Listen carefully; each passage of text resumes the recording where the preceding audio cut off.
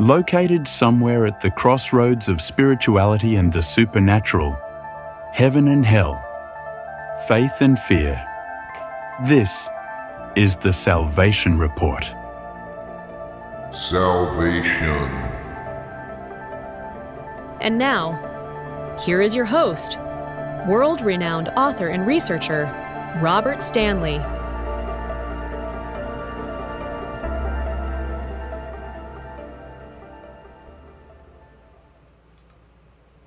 Greetings and welcome to another Salvation Report. I hope you're doing well. I'm fine. The world is still a mess, and it will remain that way until Christ returns. Don't know when that is, but I hope it's soon because it's getting pretty bad out here.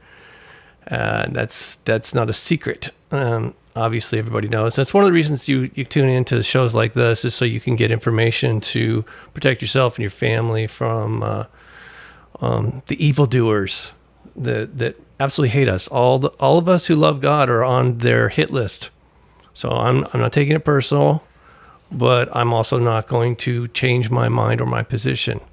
So people are just going to have to deal with that. In any case, it's been a while since I've produced a show with you guys, and sorry, I've just been busy, but I do appreciate you tuning in. We have a special guest today. His name is James Delingpole. Hope I'm saying that correctly. And he's in the UK. He's got a fascinating website that I suggest you go check out, especially his new and improved book, Watermelons. It's how environmentalists are killing the planet, destroying the economy, and stealing your children's future. So yes, we absolutely want to know more about that. So let's bring James on. James, thank you for taking time to be with us today. It's a pleasure, Robert. So what is the updated book, Watermelons, that we need to? There's information there, right, that we need? Let me give you a bit of backstory first. Okay. For most of my life, my working life, I was quite a successful journalist in the mainstream media. And I had columns in name magazines like The Spectator, and I used to get to write commentary and think pieces and stuff for the biggest newspapers in the UK and sometimes in America as well. And I suppose the first occasion when I cut loose from the mainstream and started positioning myself away from the generally accepted paradigm was when I started questioning global warming, climate change. And I did so in a completely honest spirit of inquiry. I wasn't sure where my research was going to lead me.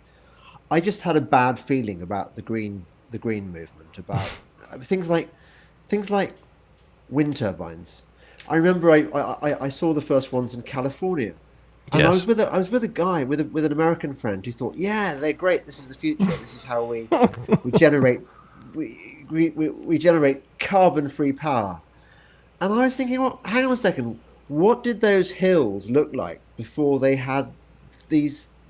Well, I came to call them bird-chomping, bat-slicing eco-crucifixes, because that's really what they are. They're a kind of satanic anti-Christian device which happens to destroy nature when they're supposed to be saving it. And right. I'd noticed a few of these inconsistencies in green rhetoric versus green reality. So I started researching, okay, global warming, is it real? And if it's not real, why do we think it's real? Why are so many people behind it? Why are all the newspapers pushing for more climate nonsense? And why are politicians always talking about it? And why are our taxes and regulations increasingly affected by it? And I looked into the history of environmentalism. I suppose the key moment was the 1992 Rio Earth Summit, which is when all the world leaders were sort of co-opted into signing us up to this new agenda. Yeah. Agenda 21 it was at the time. It's now called Agenda 2030, and it's when you look into this stuff, you find that it is actually the template for a new world order in the guise of caring about the planet. We love the planet. Sure. Mother Gaia.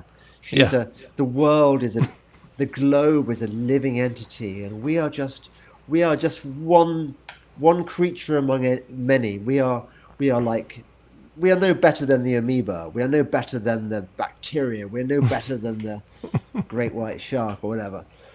Which, of course, by the way, I mean, for your Christian viewers, is a complete reversal of the lesson that the Bible teaches us, which is that God has given man dominion over the Correct. animals. And Psalm 8, which is one of my favorite psalms I say every day, tells us all about this, our relationship to God and his creation. We're kind of like, we are the overseer, we are the steward Right. of God's creation.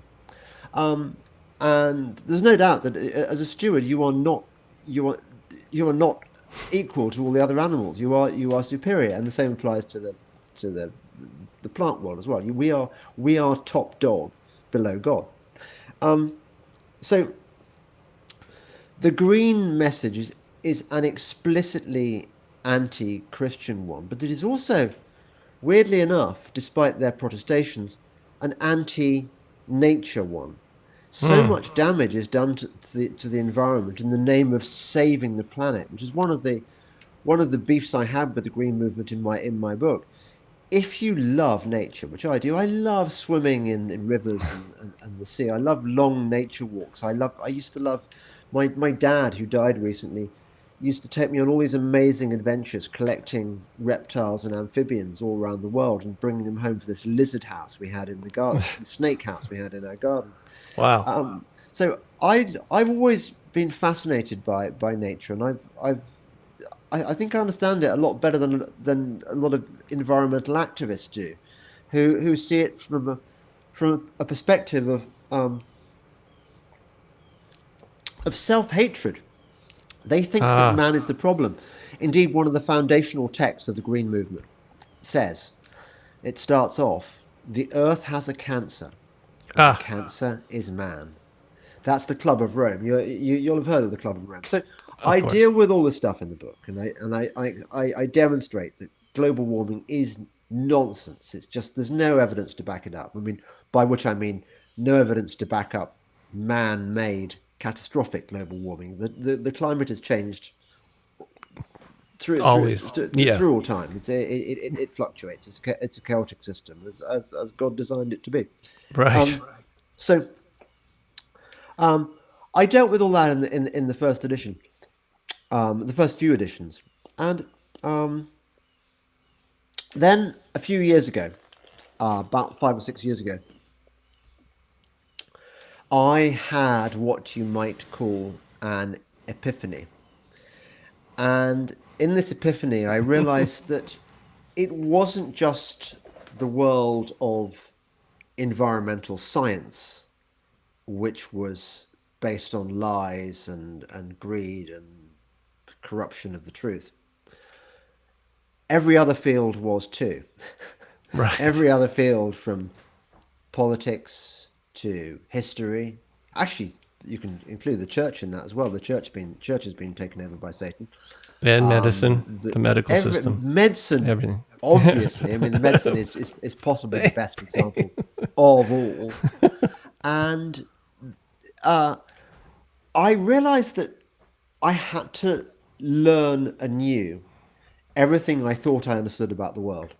So I'd had I suppose you'd call it an elite education.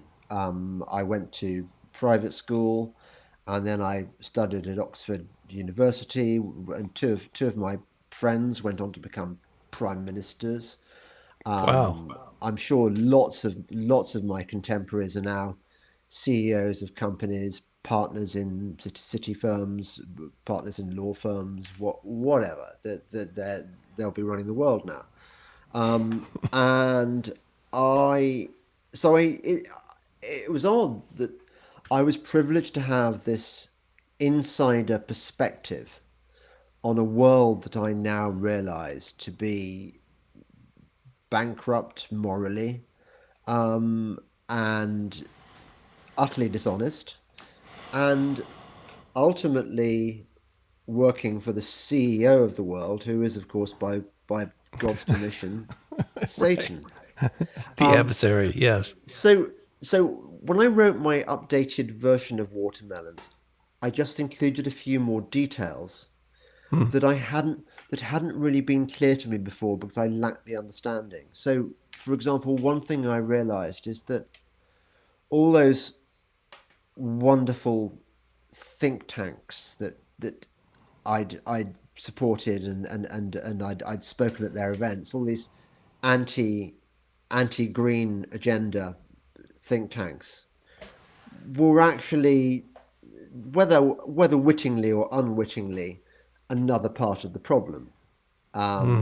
Because as you know, how the enemy works is that he controls both sides of the argument. He buys up, and it gives you, one of the things it does is gives the unaware the illusion that a debate is going on, and people think, well, if there's a debate going on, that must mean that my side, the truth could win one day. My side will, the truth will out, as everyone innocently believes.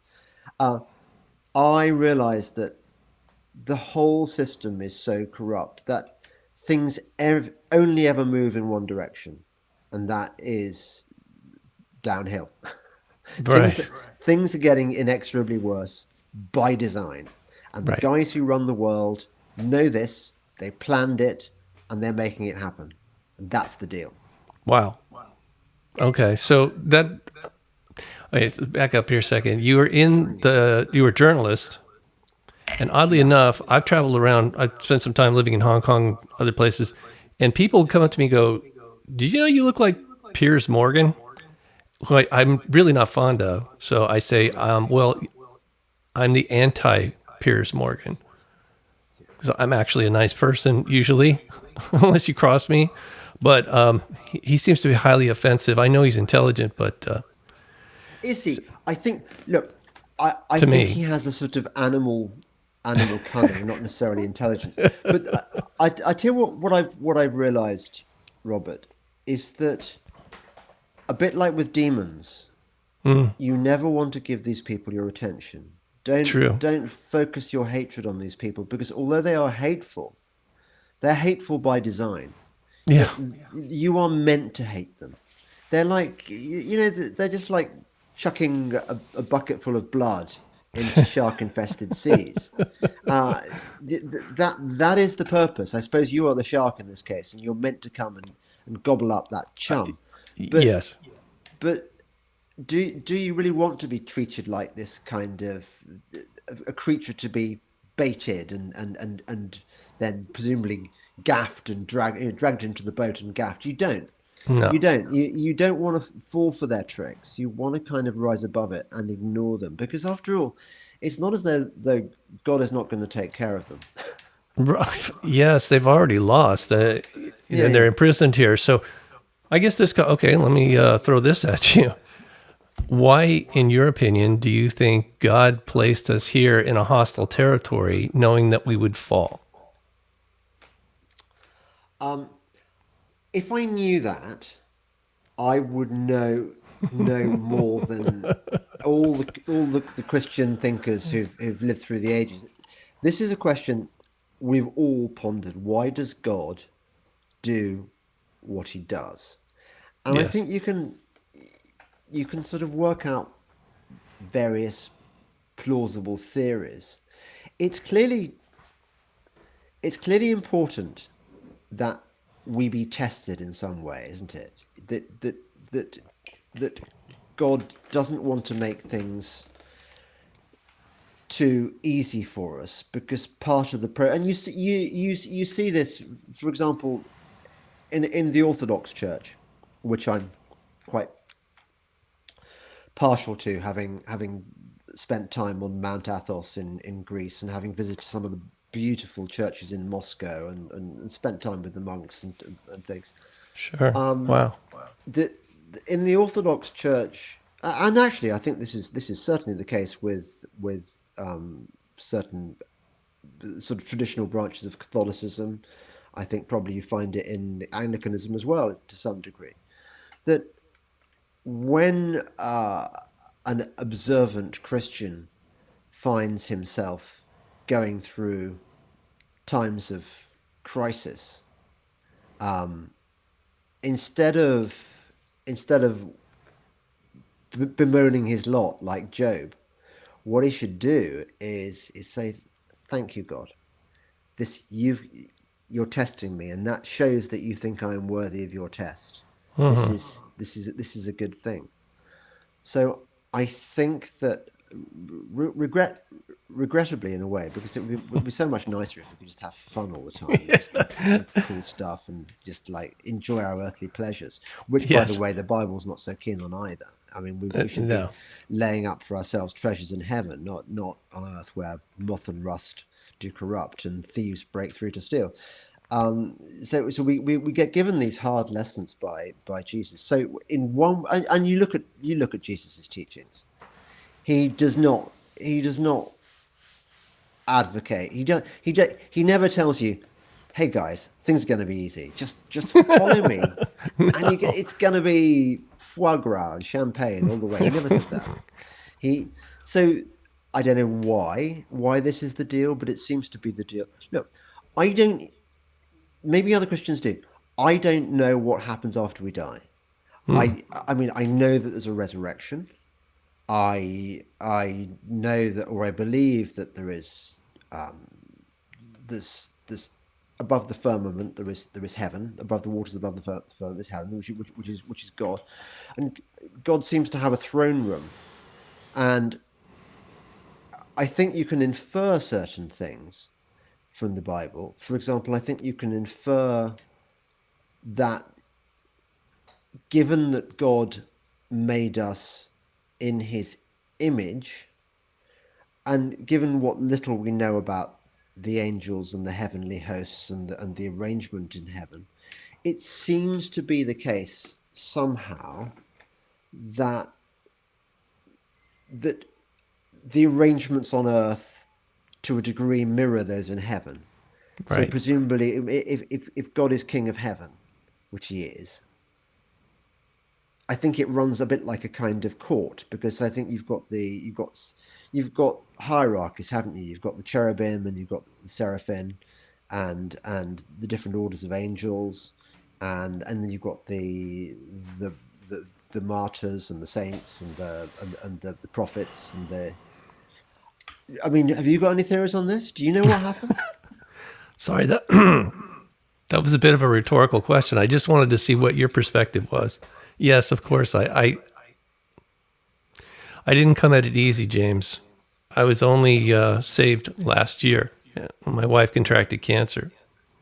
It was her cancer that led me to Christ, but that was just a beginning. I'd already had a close encounter with him 40 years previously, and I rejected his offer to have a relationship with him on his terms because it scared me. The implications, you've already outlined it, the implications of being a Christian, let alone saying, "Oh yes, I've met God." People are like, okay. So there's this nice, comfortable white room, and we're going to give you a jacket and some medication, and you're going to be very happy there. You know, that's the way I was looking at it. People were going to just want to lock me up if I told them what really happened. So it's not that I don't love God. I just don't love the consequences of being here on this battlefield and having to deal with people that really hate God. So every time I say, "Well, I love him, I've met him," they're like, "No, you're crazy, and we hate you." You know, so it's a bit of an issue. Anyway, so I asked after last year when I was saved, baptized, and delivered from the demonic entities that I know you're aware of because you've interviewed a friend of mine or ours. So I'm kind of trying to lead up to tell you this. That was my first question. Once I really had a good connection, strong connection through the Holy Spirit to God, why did you put us here? I mean, I've always wondered that. Like you said, that's a pretty common question, but I couldn't find it in the Bible. So obviously, hey, I guess I should just ask God. So the answer is and of course I had a pastor helping me who's 50 years into it. And, he invited me to do a really in-depth, what he called Christian dynamics study. So he was my professor for 4 months, and we would go through all these really in-depth things that I'd never read or heard anywhere else. And then, it was a question and answer period. But so this is what I come up with, right? This was a battlefield before we got here. Some people call it the war in heaven. The angels rebelled, or at least a third of them allegedly rebelled. This was their headquarters, this world. Some people called it Atlantis. It wasn't us, it was them. It was their world. It was their headquarters. So God wiped it out, just like he did with the flood, but it was horrendous. Then he rebuilt it, or allowed it to be rebuilt to a point, and put us here, knowing what was going to happen. So let me just cut to the chase, because I'm a little bit running around at this issue. It still scares me, actually, talking about this. As you've read in the Bible, it says that we would judge angels. So part of the problem was, like you said, in the court, the judgment throne, after Lucifer, Satan lost, and the fallen angels were imprisoned here, Lucifer appealed his sentence. And he accused God during the appeal process of being unjust, untruthful, and unloving. So that cast doubt in the minds of the angels who had not fallen yet. So there had to be a resolution to this problem, and we are part of that solution. That's why he's here, protecting us, and yet knowing that this is a terrible analogy, but it's sort of, he was baiting them to take us into their what do you call kingdom, and make us more, serving their agenda, which I did for 65 years, up until the time I was ready to exit. So I kind of know something about Satan's kingdom. Anyway, when the final judgment comes, those of us who've been harmed and still are love and are loyal to God are going to be called to testify in the judgment seat, or the final judgment at God's court. We're going to testify against the fallen angels and everyone who worked with them to do the things that you were outlining before about poisoning the planet and the medical system. Everything is corrupt, it's clearly on purpose, and it's caused a lot of harm. So it's a twofold. Not only will it prove that they're guilty, but it's also going to prove that the accusation that Lucifer leveled at God is false. Permanently over, that will be adjudicated for permanent, forever. The precedent will be there, and it'll never come up again. So, and all those who turn their back on God, they do so freely. So that proves that, well, here's one of the contentions, my understanding, the contention that Lucifer had said to him when he said, you're not being truthful. You said you gave us free will, but we're not free to do whatever we want. Sort of like Aleister Crowley said, do whatever you want. Well, that's their way of thinking, that God lied when he said you have free will, but obviously there's rules. We have free will up to a point, just like you can drive your car, but you can't drive through stoplights and things like that. So anyway, it's all going to be resolved, but we are playing a key role. Now, part of it is because as witnesses, you don't want to lead the witnesses through whatever. So that's one of the reasons why this is never discussed up until recently. So I hope I'm not violating something by bringing it up. And of course, people can deny what I'm saying, but this is the best explanation that I was able. And I didn't look. It's not like I just create this out of thin air, James. I make it a point to have a conversation, a relationship with God, and then share this information with people, because we're all in this. I hate this phrase, but we really are all in this together because we're family. So I hope that makes sense. Yeah. Well, yeah. Well, thank you for that. Thank you for that explanation. You're welcome. It's unusual to have people sort of lay it out quite so clearly. So how bad were you before you saw the light? Okay, I was very delusional because my father was a minister who in a Eastern religion. You may have heard of Yogananda. Does that name ring a bell? Well, I mean, No. Anyway, so he was a guru from India that came to the United States and was teaching people transcendental meditation. So my father, even though he professed to be a minister and he wore a crucifix, he believed, because his guru told him this, that Jesus was just another prophet, a saint. Sorry. Yeah. Okay.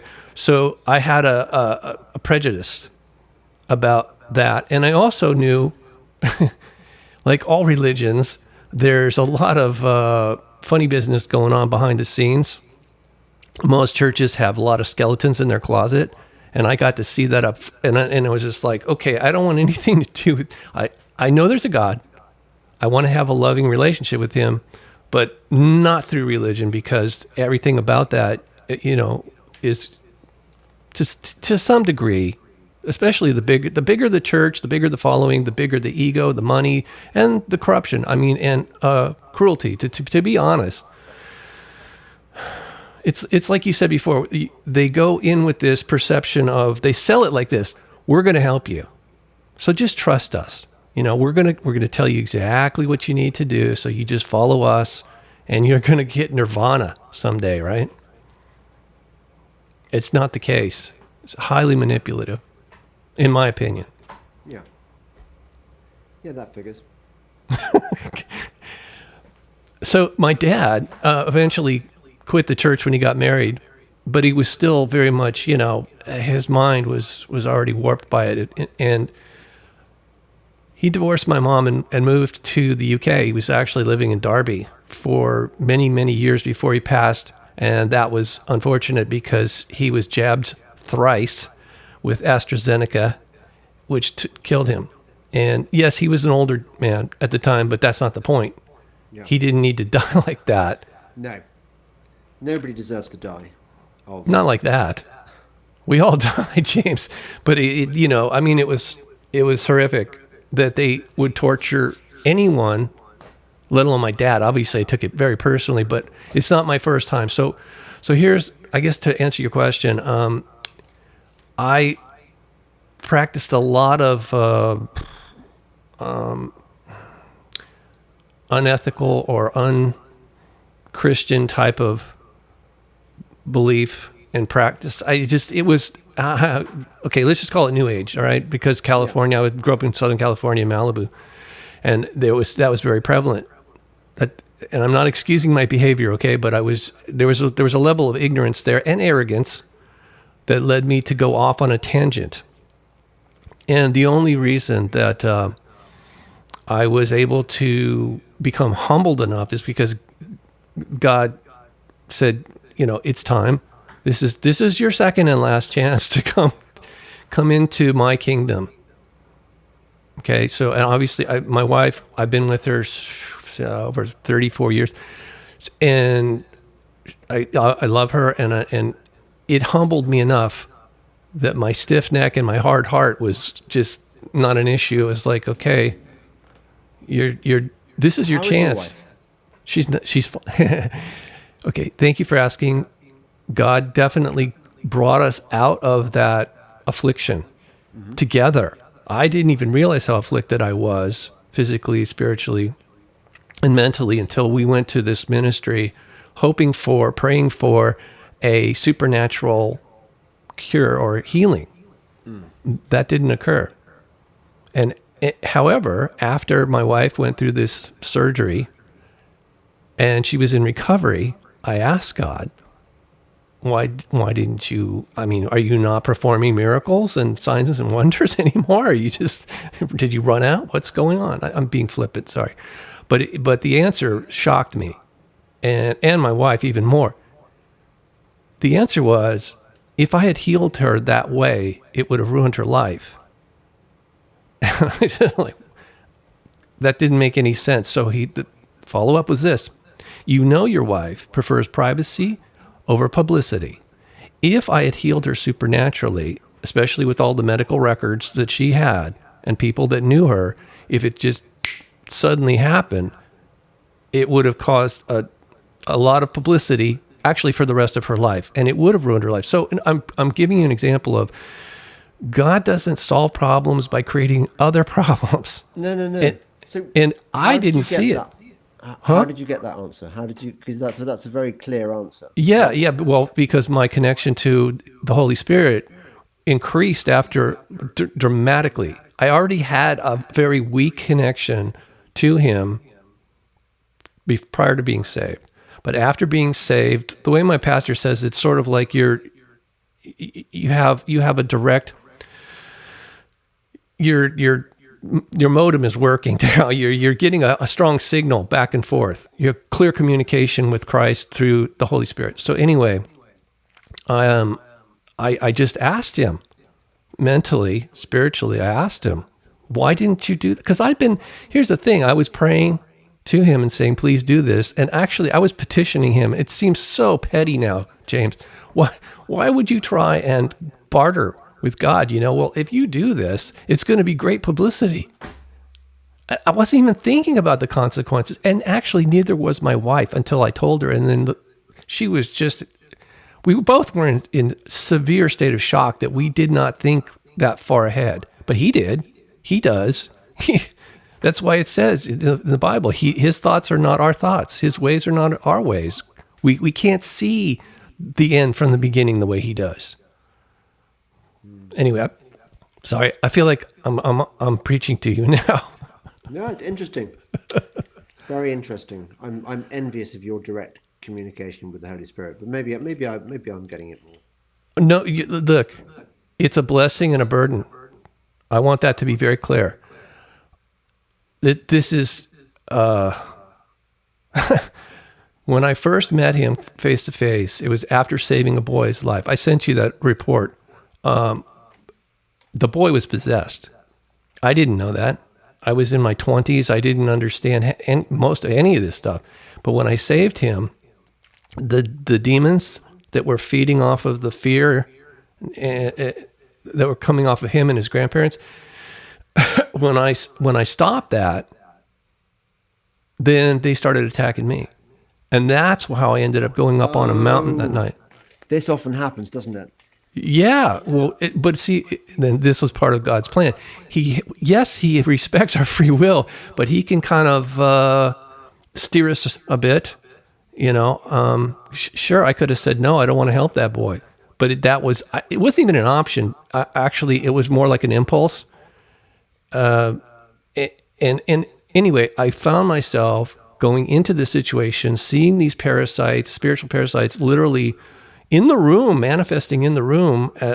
And so all I did was call the paramedics because the boy was literally bleeding to death, and every minute counts. So my action or reaction saved his life. But then I was under assault by these things now. And that's when I went up on the mountain and started meditating. Like my life depended on it, because I could feel them attacking me. I didn't know what was going on, honestly. And that's when I had an out-of-body experience. And I went into a white light, and then Christ approached me, and I was like, okay, well, I mean, it scared me. Because I was up in the wilderness, up in the mountains there, and he was so bright. The light coming off of him, and even from his eyes, was just like shocking to see anything. It's like beyond what I could even imagine. So I said, I'm asking myself, wow, who is that? And he said, I'm the Father. I'm like, what? No. You're telling me you're God? I don't want to be seeing God, because I thought, again, people at that point, I thought, people who see or say they've met God are crazy. Yeah. That was the problem. But anyway, he definitely showed me things, including that boy, that caused me to do this. All right, so when I came back into my body hours later, and I know this because the position of the moon, it was over my head when I finally laid down after meditating for hours. I was tired. I laid down, and almost immediately I literally fell out of my body, or floated out, whatever. But when I came back, it felt like 2 minutes had passed, but actually it was more like 3 or 4 hours. And so the next day I go and talk to the boys' grandparents. I didn't know these people at all, James. Total strangers. And I went into the house and I spoke to the grandparents, and the grandfather said, yes, he's going to live. He lost a lot of blood. He had to have over 300 stitches in his face, and he ran into a sliding glass door is what happened. Face first. Broke it with his face, his head. And the grandfather said, yeah, he had to have a lot of stitches, but he's going to be okay. And then I said, without even understanding why I said it, I still have struggled with this. You can heal the scars on his face, but unless you heal the scars on his soul, this will happen again. And then I started crying, and I left, and I'm like, okay, I'm going to get fired. I was a security guard at the time, all right? That's what I was doing for the rich and famous in Malibu on the beach. And I'm thinking, okay, I'm losing my mind. I'm going to get fired. At least those things, whatever those things are not attacking me anymore, but I think you guys call it gobsmacked. Right? Or benighted, whatever. But I didn't understand what was happening to me.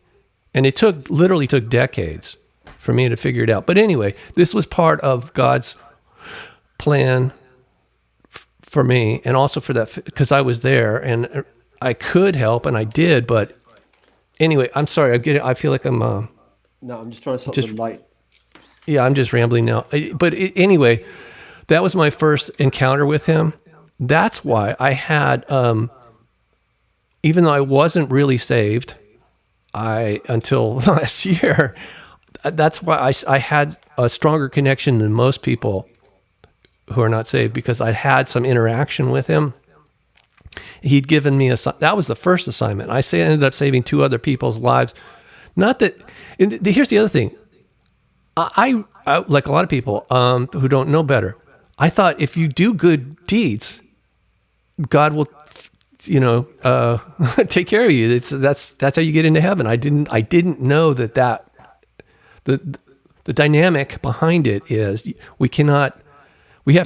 God's grace is the only way we're going to get into his kingdom. Yeah. Because of all the backstory, all the context, I just didn't understand it, and I really wasn't ready to hear it. Or I know they say you got to believe, but James, I want to know. I have trust issues. Okay, you can't just tell me something and say I believe this. Like global warming. I don't believe, especially if you're in a position of authority. I'm super skeptical. So even God, because unless you're having a direct relationship with him, how are you going to know for sure? Yeah. I don't want to believe in God. I want to know him. Anyway, so I'm sorry to get off on that rant. That's right.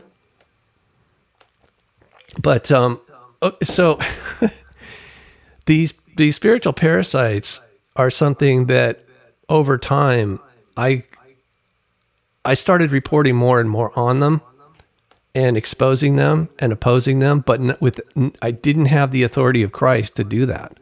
And I was coming at them from a position of anger and self-righteousness, which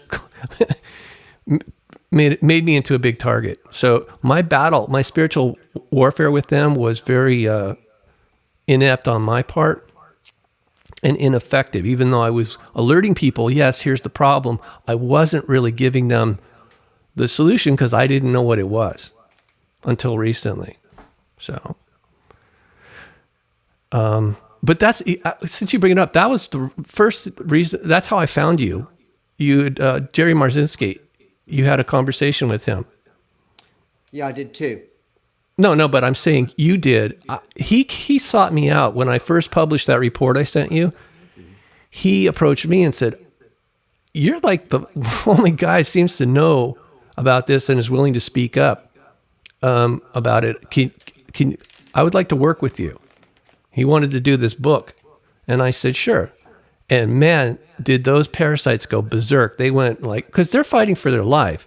Even though they're imprisoned here, they're a living thing too. And so to summarize this like this, this is why they cause us to hurt ourselves and others, because this is what I learned through God helped me see this. They can't, the energy coming from God that we all enjoy, sunlight and food and all that, fresh air, they have, like the movie The Matrix, they feed off of negative energy, dissonant energy that comes from our DNA when we harm ourselves or others.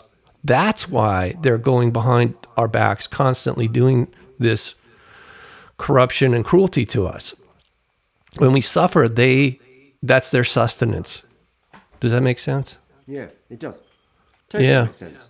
Yeah. I mean, even the sort of the New Agers acknowledge this they call it loosh, don't they? Yeah. The demons are harvesting energy. Yeah. That's one word for it. There are, no question, these entities. And I think the only question is how much power do they actually have? I mean, there's a theory which I think you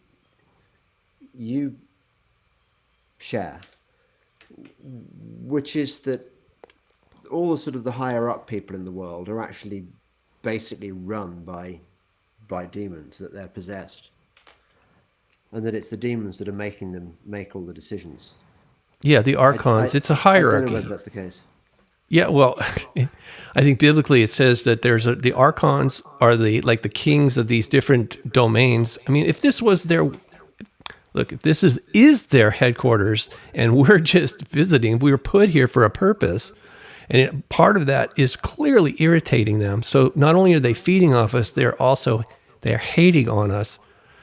And because we're a threat. And that's the other thing I learned the hard way, was that they're trying to survive. So naturally, especially if I come at them from anger, then it seems like a legitimate challenge to their existence, so they can attack me.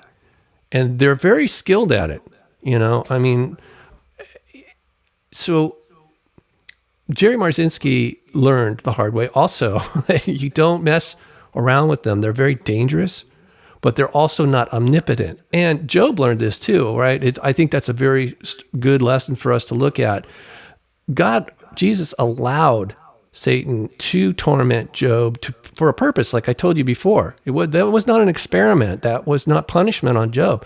That was to prove. Remember, Lucifer, Satan says, "Oh, watch, if you let me torment him, he's going to curse you." And Job did not do that, right? I mean, he really suffered. I mean, severely. And he refused. Even his wife told him, "You're an idiot. Just curse him and you'll be fine." And his friends were telling him, "Yeah, come on, Job. Yeah, just curse God and get on with your life." He wouldn't do it. Very smart man, because that would have actually made things way worse for him.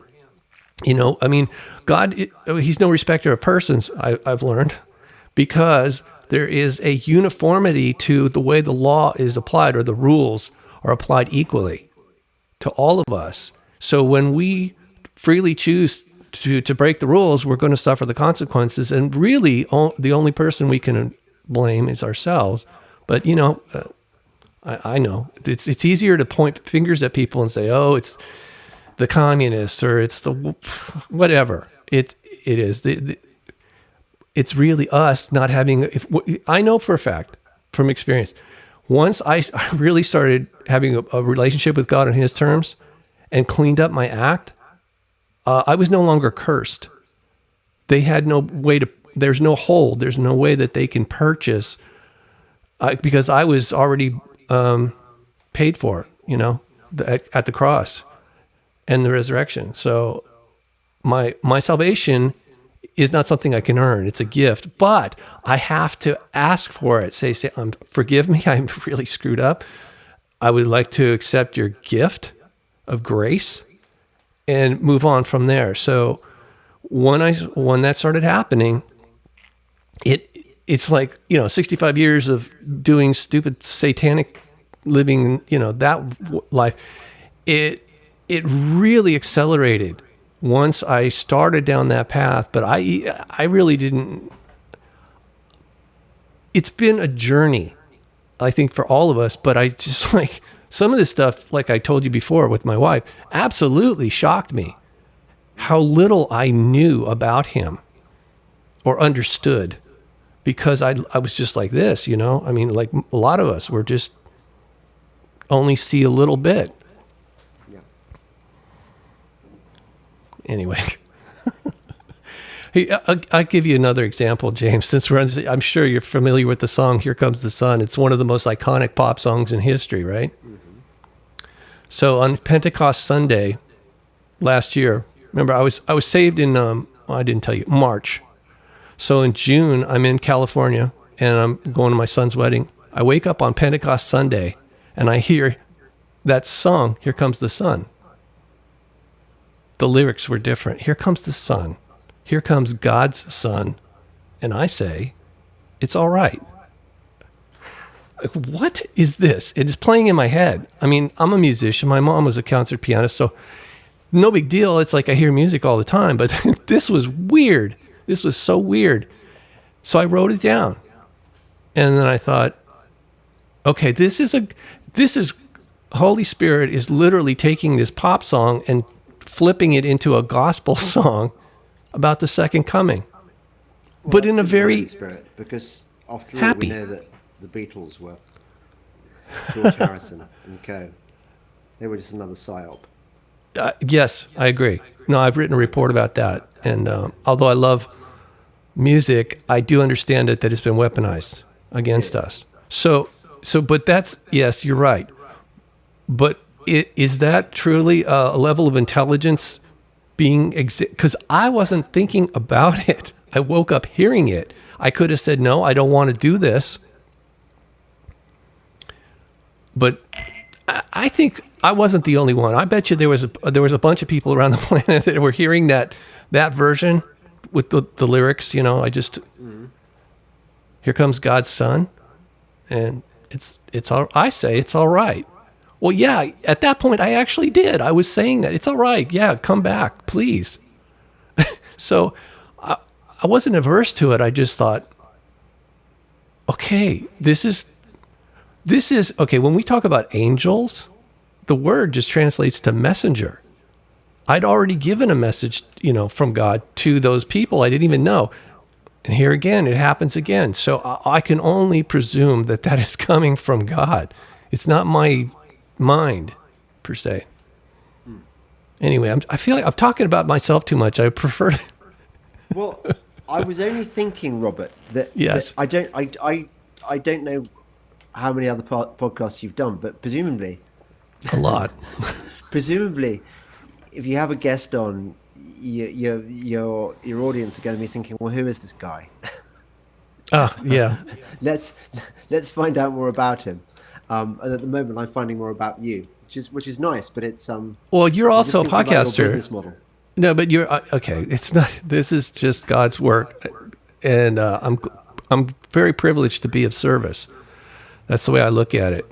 I didn't create any of this. I'm just participating in it. And he did create us for a purpose. I didn't even have a clue what that was till recently.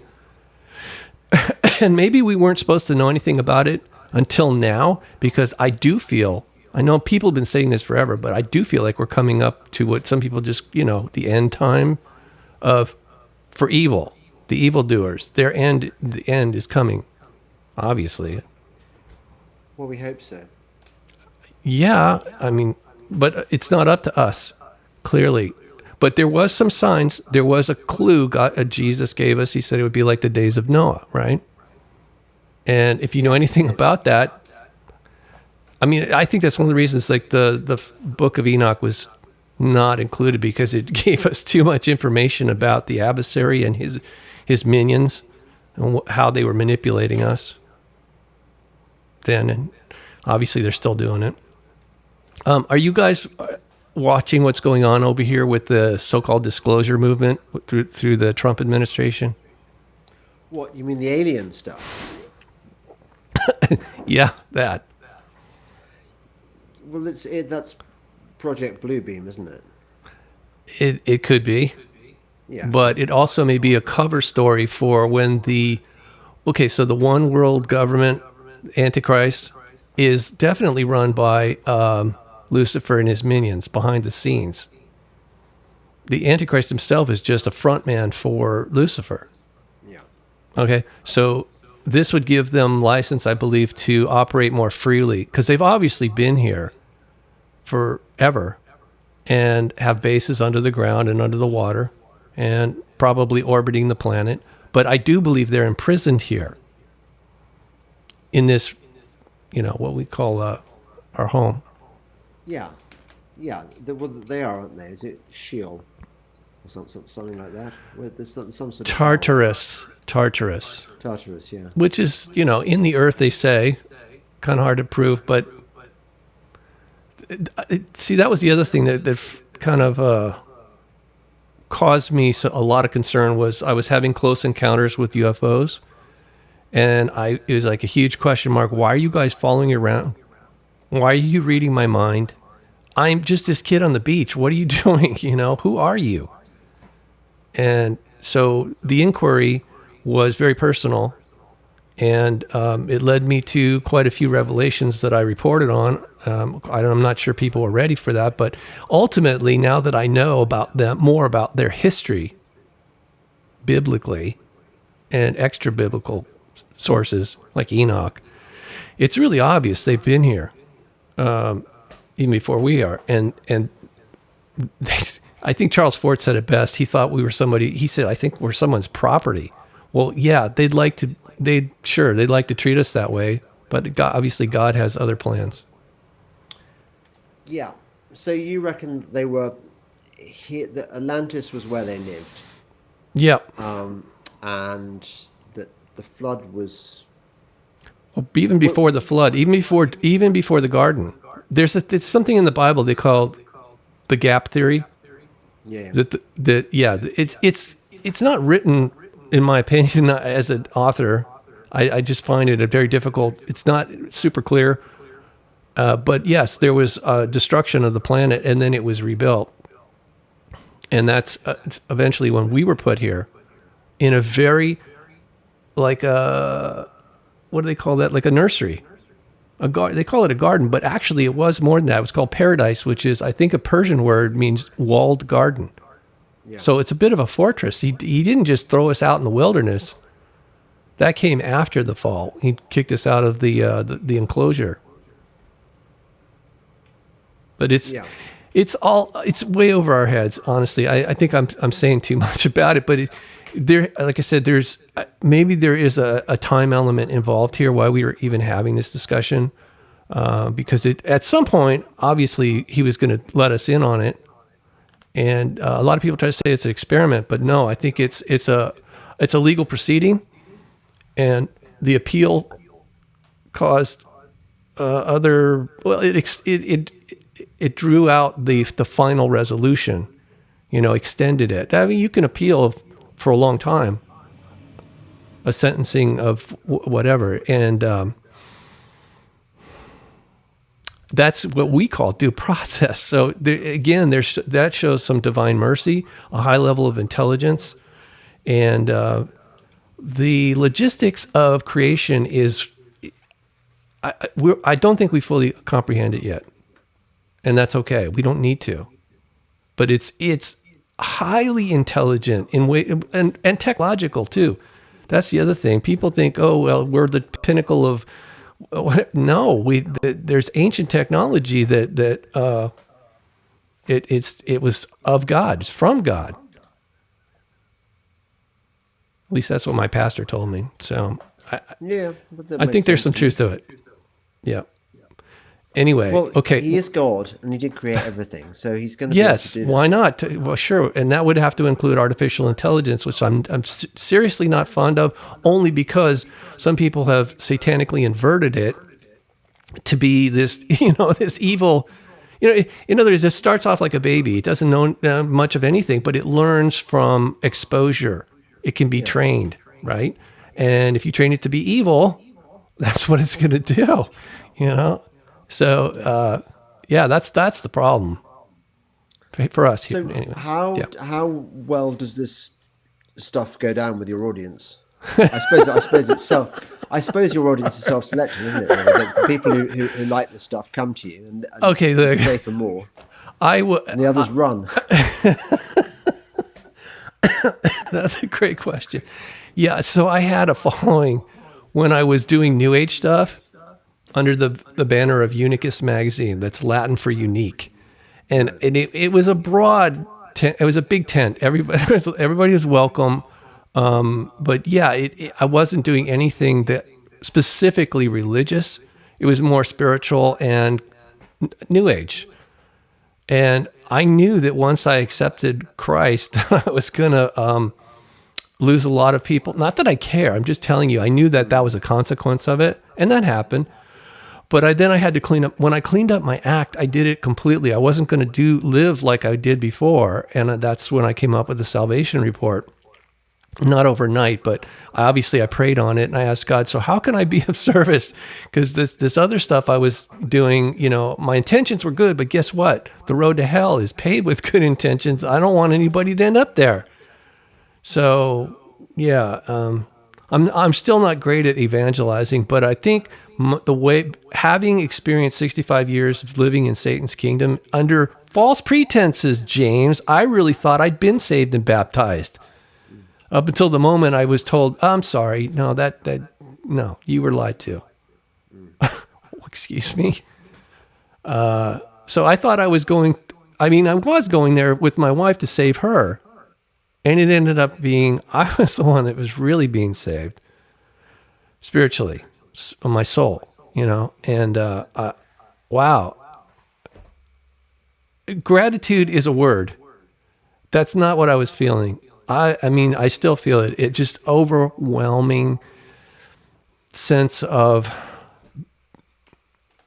joy.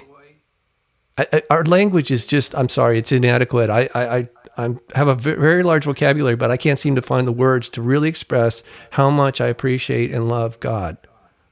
And the fact that he obviously loves me, or he never would have been giving me these opportunities, right? The prodigal son. It's just the same stone that the builders refused has become the headstone in the corner. Yes, exactly. Yeah, exactly. Well, I can't compare myself to Christ, but hey, he created me for a purpose, and I should want to. I think I should to honor him. I should try and live up to it. But first, I have to know what is it. So, what do you think why do you think he got you very kindly to invite me onto your podcast? Okay, so that's a good question. I didn't fully understand until I started looking at some more of your work that let me ask you this way. What brought you to Christ? Because I know I've seen other interviews that you did about your life, but I'm not really clear on it. Yeah. Well, I sort of came at it. I didn't have any. There was no kind of road to Damascus drama. Okay. It was more. I was brought up in one of those families where we were Christians in the English way, which is not very demonstrative.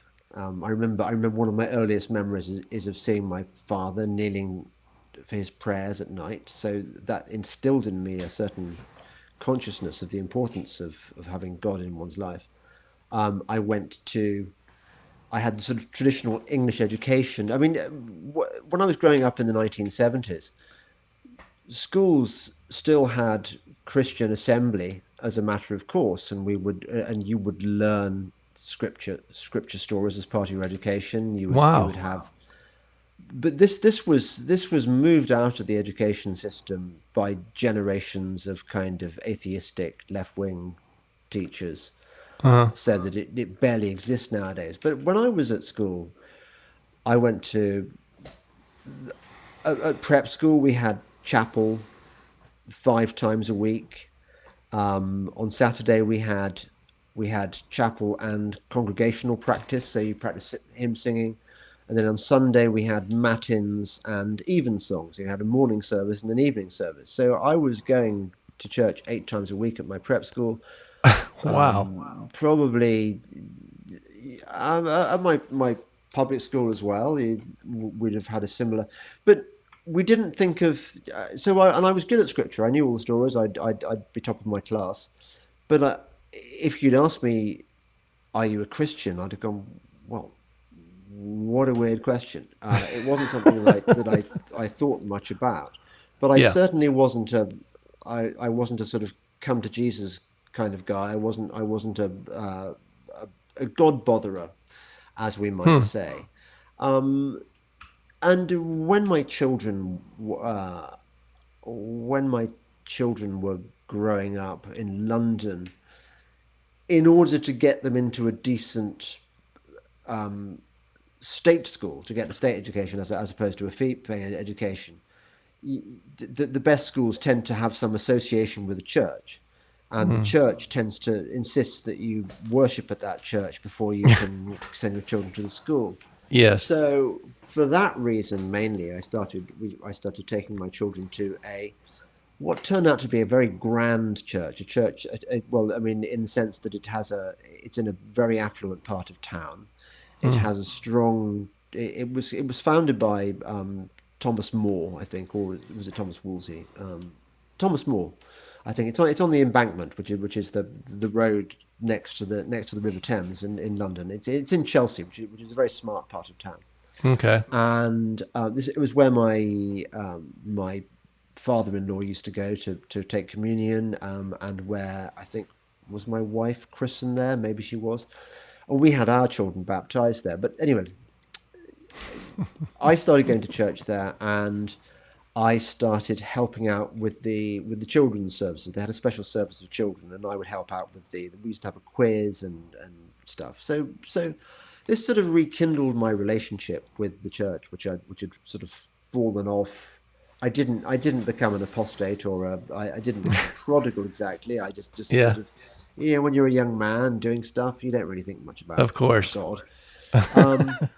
But I only really came properly to God when I had that experience I described at the beginning. The epiphany. Where I had my epiphany. Yeah. And I realized that everything we'd been taught about the world was a lie.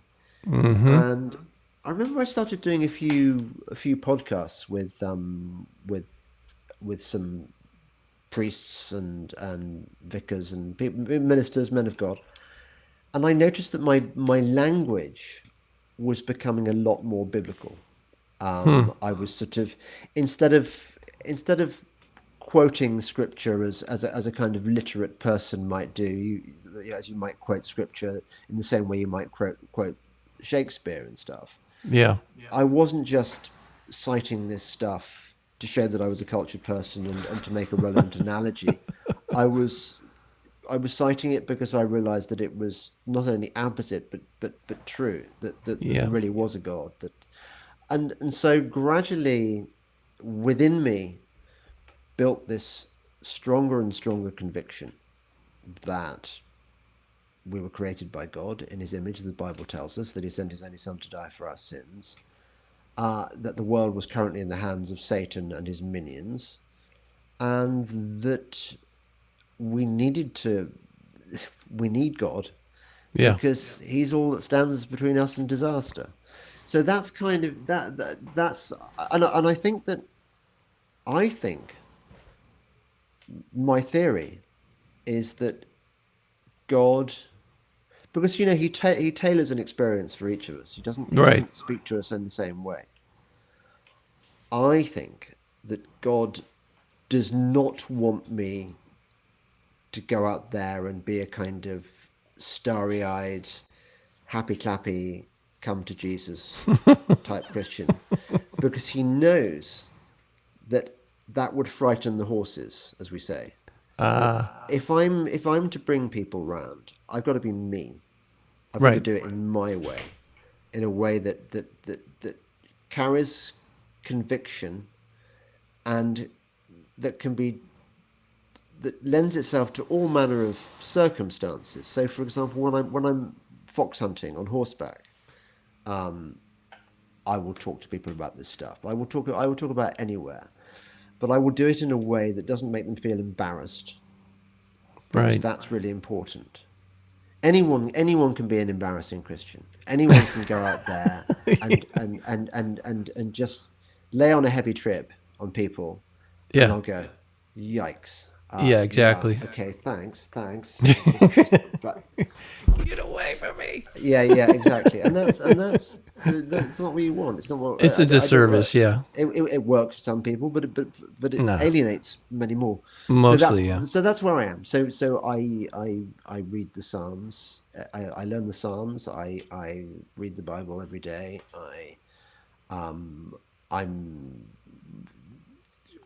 This is very much part of my life, but I don't like to frighten the horses, and I think it works. It works for me and God. We've got this relationship, and, That's wonderful. and I'm happy, and obviously with Jesus. But then I consider Jesus, he is God.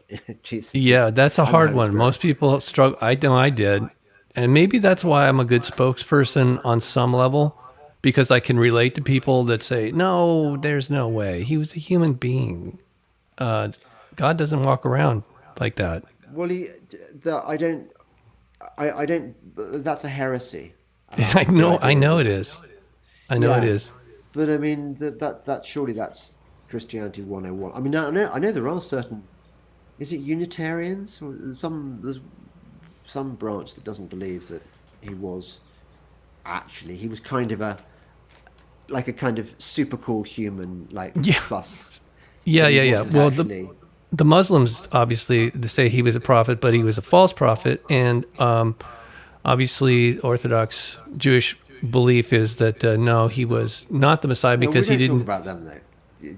Well, I know, but I'm just saying in this world, we all live together, so I don't just specifically tailor. Even though it's the Salvation Report, I'm out there. I already a lot of people know me from the past, and they're. Oh, I see. You see, so I have a broad So audience. you've got a load of followers who still think that he was just kind of this cool guy.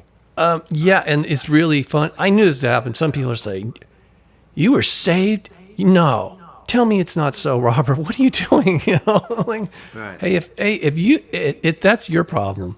If you can't accept that I have a relationship with God on His terms, that is not my problem. That's your problem for whatever reason. I'm not here to judge people, but at the same time, I also don't want to see them get judged harshly when in the end times.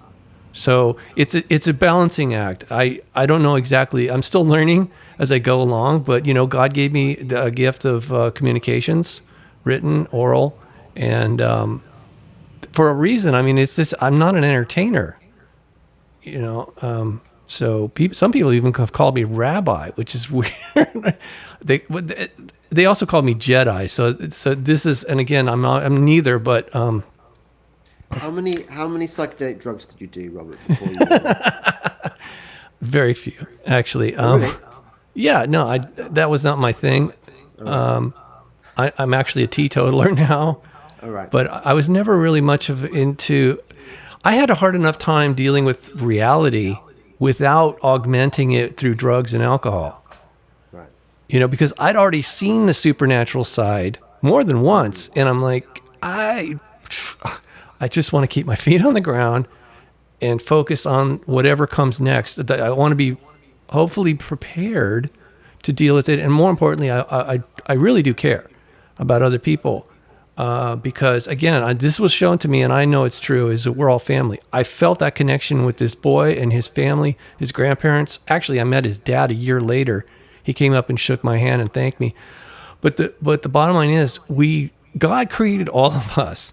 One of the biggest lies coming from the father of lies is that we're all somehow separate.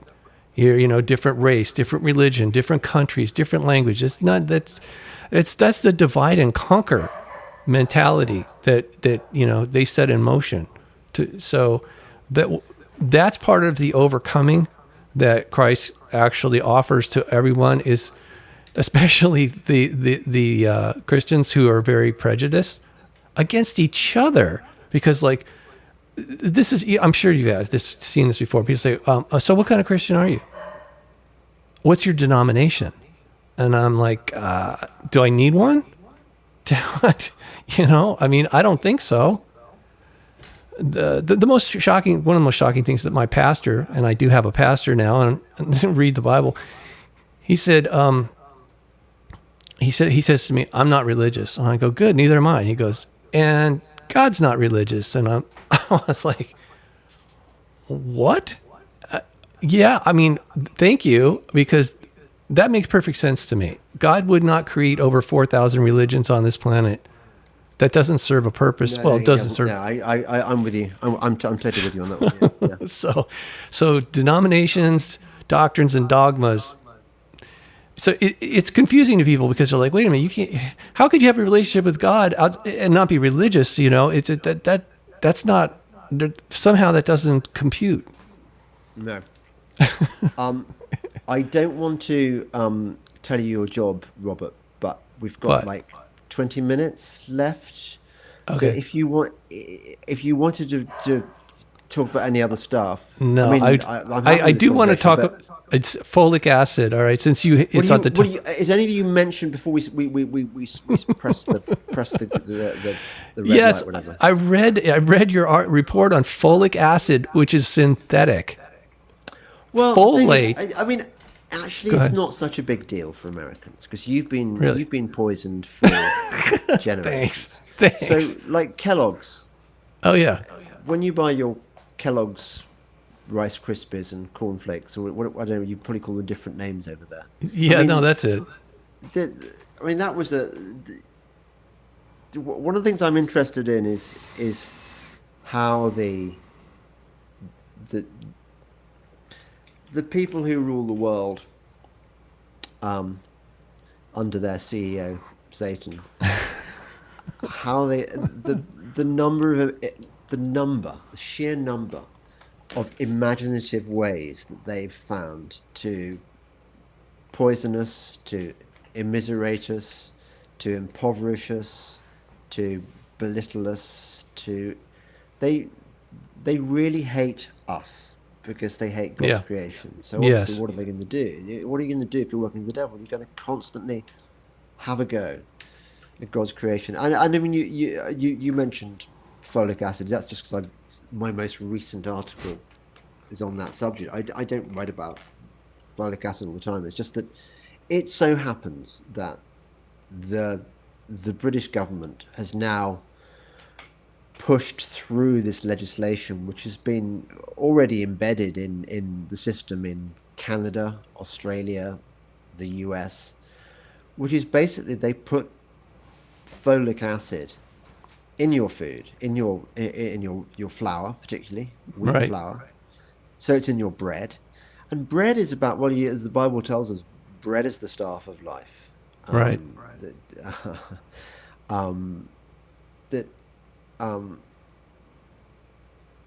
That it appears that the flour makes its way into wheat flour makes its way into about 1/3 of all the foods we eat. Because it's a sort of, it's a binding agent, isn't it? Right. It does all sorts of things. The gluten. Anyway, yeah.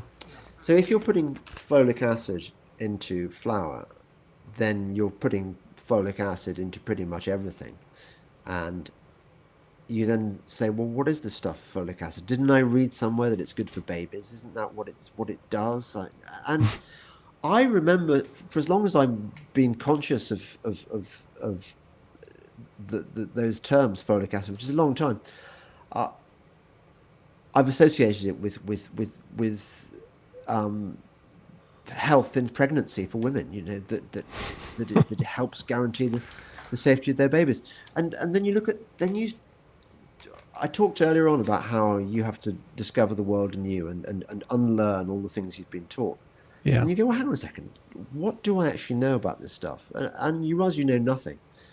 I didn't anyway. And so I learned that it was, folic acid didn't even exist until 1941, I think, or 43. Yeah, it it's was synthetic. synthesized in a lab. Yeah, yeah. And Folic acid was synthesized in order to create a kind of an analog, more or less, to a substance that is found in our food, which is folate. Folate, yes. Folate is found, I think it's vitamin B6, I think, Yes. is found Nine. in B9. Sorry. B9. B9. B9.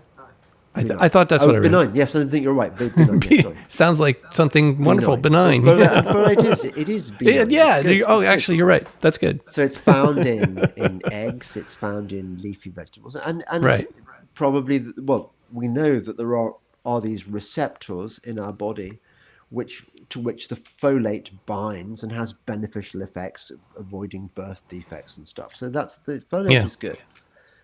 But folic acid is not good because it is not. It has not got the same chemical structure as folic acid, as folate, and this false chemical simulation of folate binds onto the receptors that are there in our bodies, waiting for the folate, and swamps them and distorts them, and has causes all sorts of defects, all sorts of problems. And so your body can no longer absorb folate because it's being drowned with this folic acid. Oh my goodness! But I don't think we need to linger on this because it's too much of a niche Yeah. issue. I mean, I'm much more interested in the bigger picture. But basically, folic acid has been associated with an increase in childhood autism. It is bad for cancer. Right. It is bad if you've got pernicious anemia. It's bad for prostates. It can treble the risk of prostate cancer. And if you've had a coronary stent fitted for your heart, as my dad did, not long before he died, gave him a few years more lease of life. It damages the stent because it narrows the arteries and narrows the tubes. So the the world government, I mean the World Health Organization in this case, is mandating effectively the consumption of this poison. But it's not just folic acid. No, I know. It's chloride. Sorry, fluoride in the water system. It's chlorine in swimming pools. I mean, chlorine was poison gas in World War II, in World War I. It's vaccination. I mean, look at I don't know what the vaccine schedule now in the US is. It's about 40 hideous. vaccines, is it? I don't know, it's like 70. Yeah. 70. And each time a child's skin is penetrated, that it especially if it happens within a 2-week gap, so 2 occasions, it causes anaphylaxis. And anaphylaxis is the beginning of all these kind of allergic reactions, which can sometimes kill you. Yes. And if they don't kill you, they can be very debilitating. Yeah, autism. Severe autism, yeah. Well, yes, that's because of some of the things they introduce into the vaccines called adjuvants. And adjuvants, it sounds like a great word, like hey, it must be modern medicine. It's got an adjuvant in it.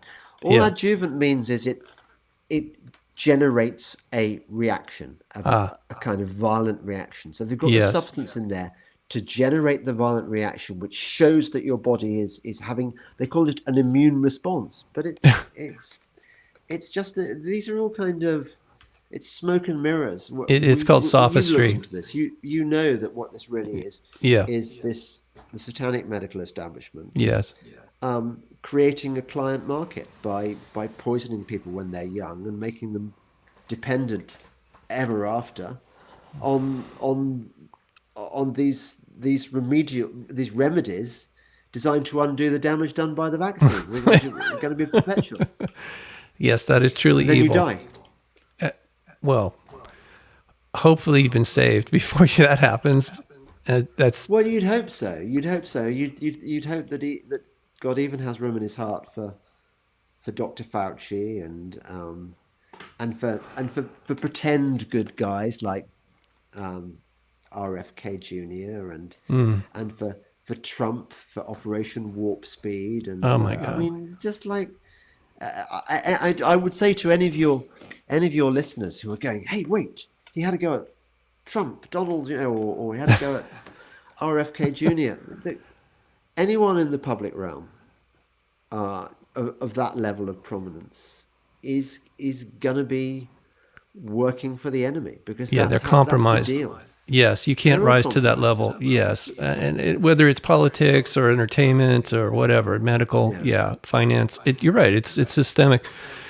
Well, James, I really appreciate you taking the time. I'm going to, down below this report, I'll have links to your website, specifically your book, but also that article on folic acid I found very helpful. Oh, well, that's good. Well, thank you. No, I mean, I do take care of my articles, and it's always nice it's nice to be appreciated, Especially in a world where, I mean, I was used to a career in mainstream journalism where you'd get big audiences and you'd get mass appreciation. It's really quite hard when you enter this new world of unpopular truth, where you suddenly realize that you're going to be marginalized and punished, frankly. Yes, that is a very real thing. And also we get lost. The signal to noise ratio is pretty bad, because there's increasingly with AI, there's a lot what they call slop, just terrible content that's being forced out there in like tidal waves of this trash that's inundating the internet. It totally is. Yeah. I notice it more and more. Very few, very few people could ever write well, actually, but I think even less so now that they've got the machine creatures to do their work for them. It went from bad to worse. Texting was bad. AI is actually, you're right though. I see this on Substack where I post my work. A lot of people are using AI to write these articles, and because I've corrected a lot of reports and articles, I can see the grammars being affected. The AI is mimicking us, but it's also manipulating us, and it's affecting our grammar structures, the sentences. It is, and also, I mean, this is the really disturbing part. It's foxing people into thinking that this is good writing. This is what writing should look like. Good point. And I worry that the more people, the longer people are exposed to AI, the less capable they will be of knowing what really good writing looks like. Correct.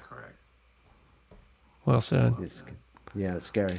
Well, thank you, James. Keep up the good work. And again, Thank you very much. I'm gonna let people take a look here. Let's see. Oh yeah, is that my website? You put a link to the website and stuff. Yeah, I'm just showing people, but yes, I'll have a link down below this report. And I hope all goes well for you and your loved ones. And thank you. This is a really difficult time for everyone.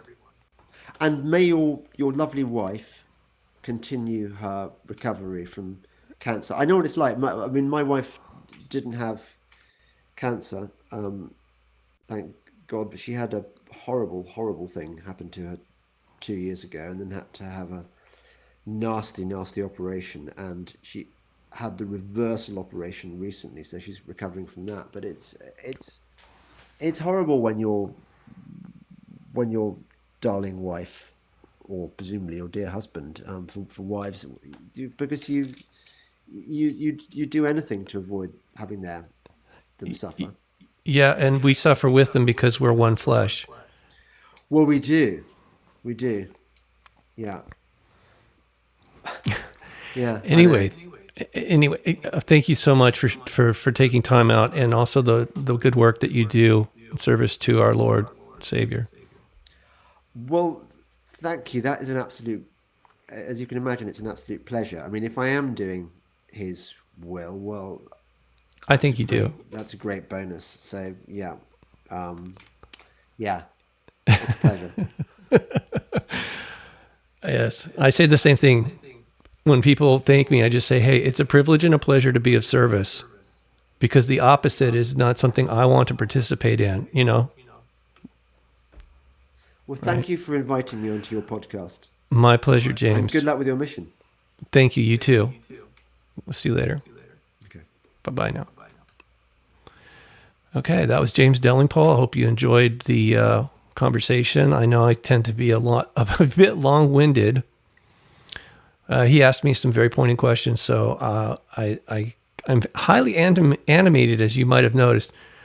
But I'm feeling much better. I've been working out some issues and realizing some things about, being saved is just the first step, really. Baptism is good, deliverance is great, but there's also a lot of personal work that I've had to do, and I'm still working on it. And it's a process, and I'm extremely grateful. So, again, I thank you for tuning in, and that concludes another Salvation Report. Until next time, may God bless you always, and in all ways. Good night.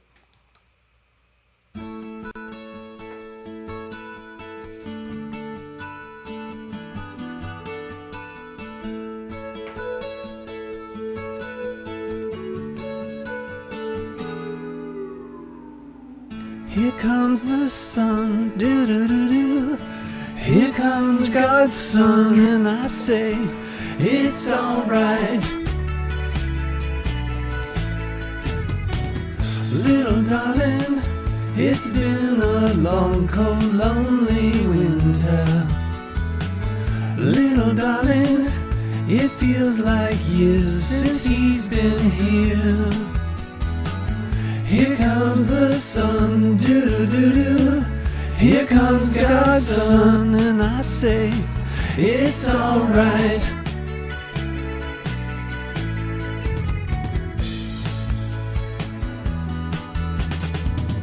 Little darling, the smiles returning to the faces. Little darling, it seems like years since he's been here. Here comes the sun, do-do-do. Here comes God's Son, and I say, it's alright.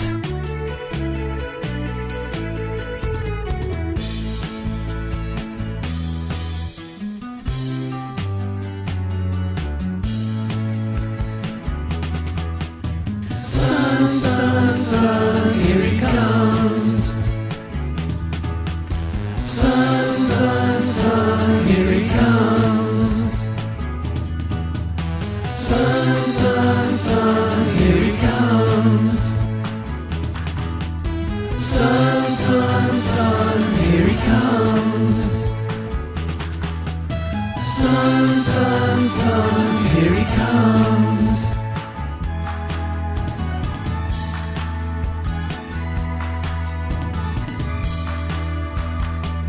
Little darling, I feel that ice is slowly melting.